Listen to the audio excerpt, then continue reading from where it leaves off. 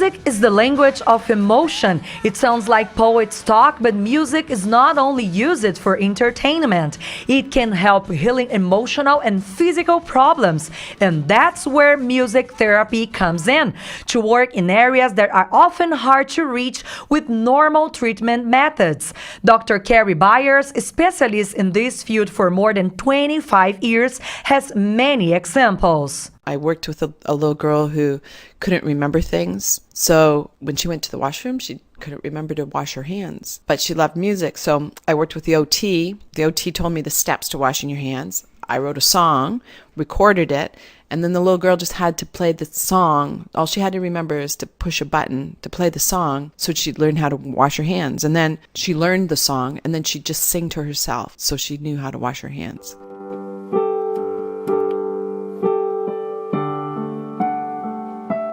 Dr. Byers believes that music is extremely powerful. From the time we are in our mother's womb, it molds and shapes us, affecting our development and mood. Later in life, music reflects and alters our emotions in a way nothing else can.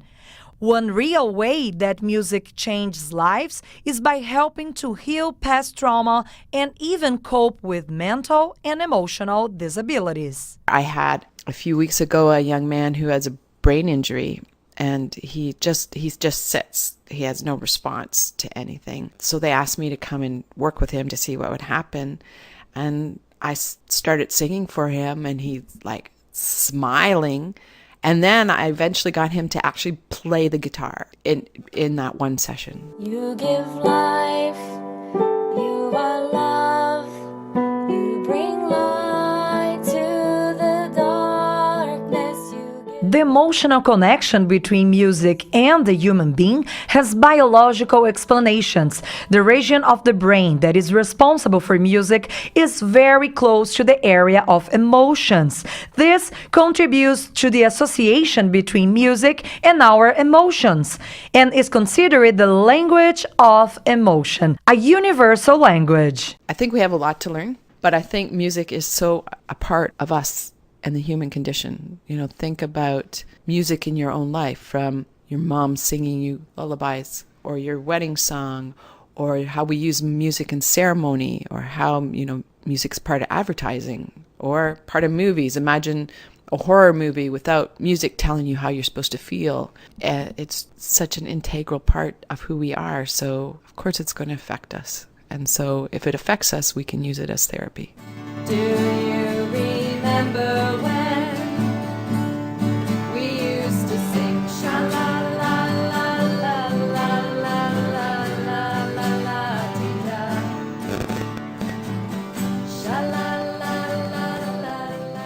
Every week in a large room full of laugh and light, literally, on the top floor of the Parkwood Institute in London, we can find veterans of war. They come together to treat emotions using songs full of meaning and joy. This new music therapy program at Parkwood Institute is for veterans with post-traumatic stress syndrome, and it's changing lives. The veteran Eric Faulkner is one of them. Well, it's helped considerably. It helps with my concentration, with my centering. It helps me with my memory, just basically getting me out of my thoughts and my thought processes and pulling me into something else that really focuses me.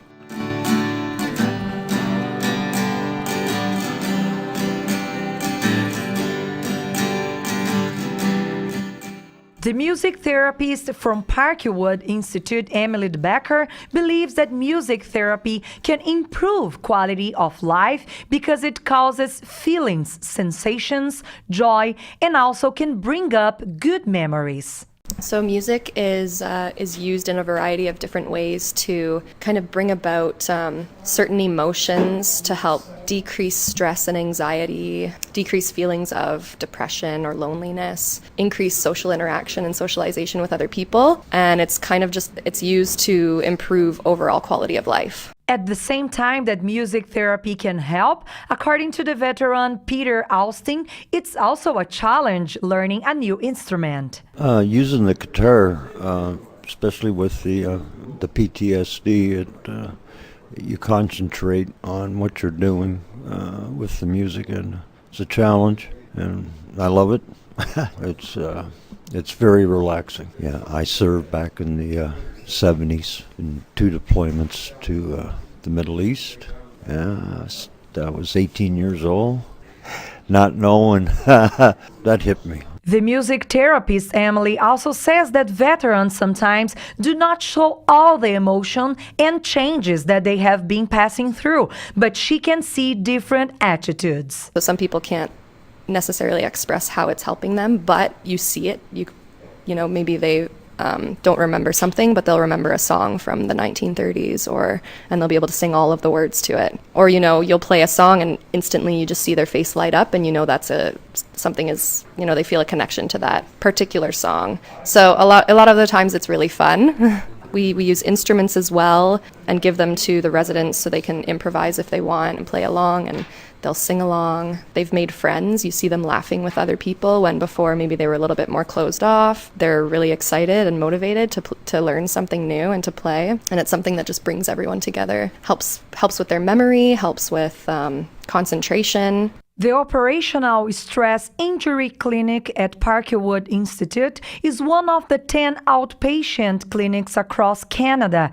The St. Joseph OSI Clinic provides specialized mental health services for currently serving members of the Canadian Armed Forces, Royal Canadian Mounted Police, and veterans experiencing mental health challenges as a result of their operational services. Music everywhere. Music fills the air.